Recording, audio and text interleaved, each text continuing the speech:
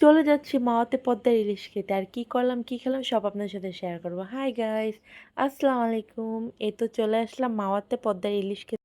আর এই তো ইলিশ মাছের দরদাম হচ্ছে, আর ইলিশটা ভালো করে দেখে নিতে হয়।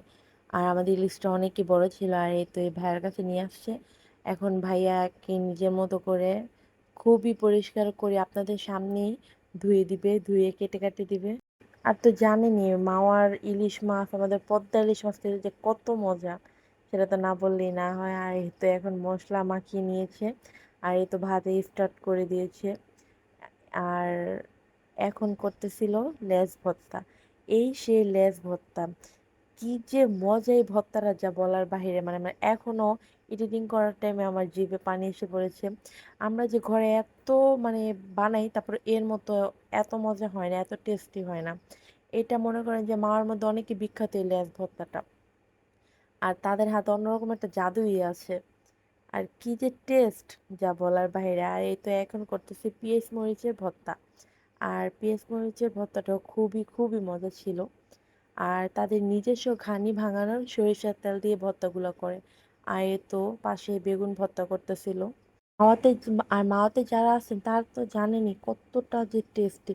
আর যারা আসেনি অবশ্যই একবার হলো মাওয়ায় এসে ইলিশ মাছ ভাজা আর ভর্তা খেয়ে যাবেন। আর এই যে সেই লোভনীয় সালাদ, এই সালাদটা যে কত টেস্টি আর কত যে মজা, আপনারা না খেলে বলতে পারবেন না। এটা তাদের সিক্রেট আচার। সচরাচর সবাই দেখায় না, ভিডিও করতে দেয় না। আর আমাকে দিয়েছে, তারা বলছে আপু আপনার যত ইচ্ছা হোক সব কিছু ভিডিও করেন, নো প্রবলেম।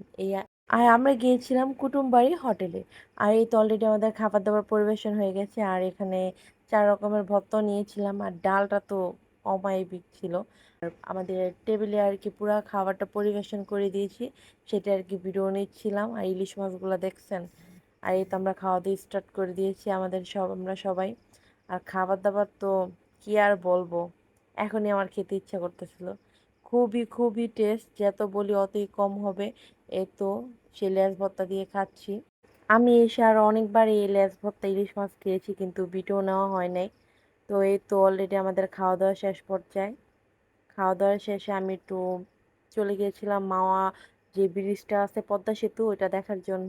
আর ওদিন এত গরম ছিল, মানে পুরো অস্থির হয়ে গেছিলাম গরমে। তো সবাই ভালো থাকবেন, আল্লাহ হাফেজ।